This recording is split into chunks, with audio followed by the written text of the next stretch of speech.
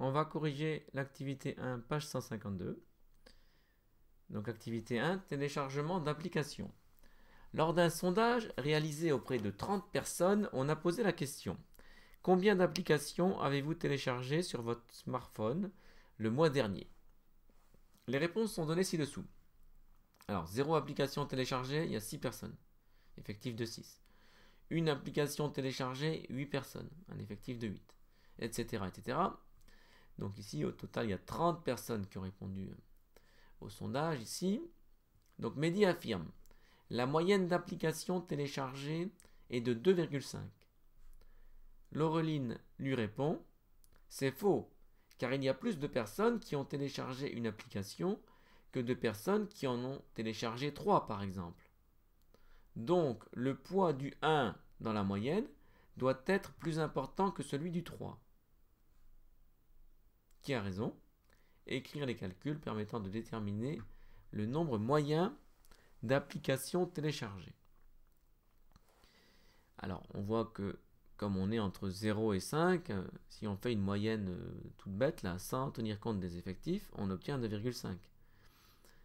Sauf que ici, celui qui a raison ou celle qui a raison, c'est Laureline, parce que en fait, la moyenne ici, comme il y a 6 personnes qui ont répondu 0, si on écrivait, si on faisait la moyenne de façon simple, là, sans coefficient, eh bien il faudrait faire 0 plus 0 plus 0 plus 0 6 fois.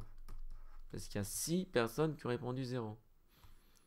Et donc, ce qui va se passer, c'est exactement ce que dit Laureline, à savoir que le poids du 1, par exemple, qu'il y a 8 personnes qui ont répondu 1, donc il y aura 8 1 ici, 1, 1, etc. 1, il y aura beaucoup plus important que celui du 3, parce que des 3, il n'y en aura que 2.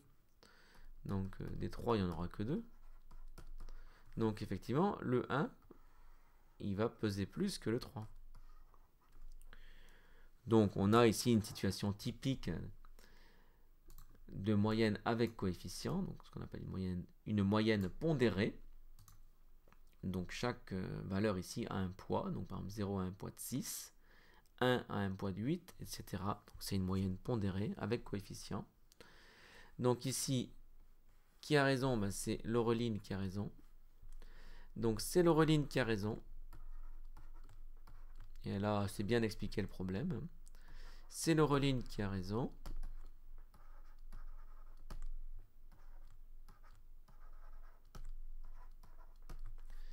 Et donc si on appelle n le nombre moyen, soit n le nombre moyen d'applications téléchargées, le nombre moyen d'applications téléchargées,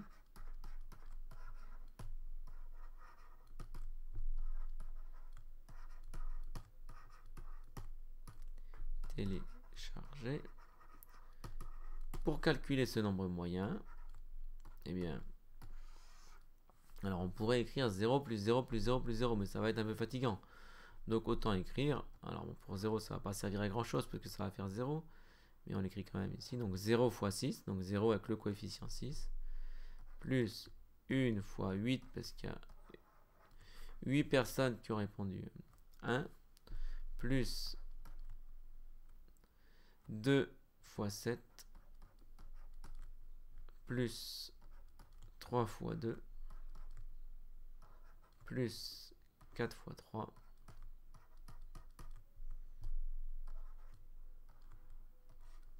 plus 5 fois 4.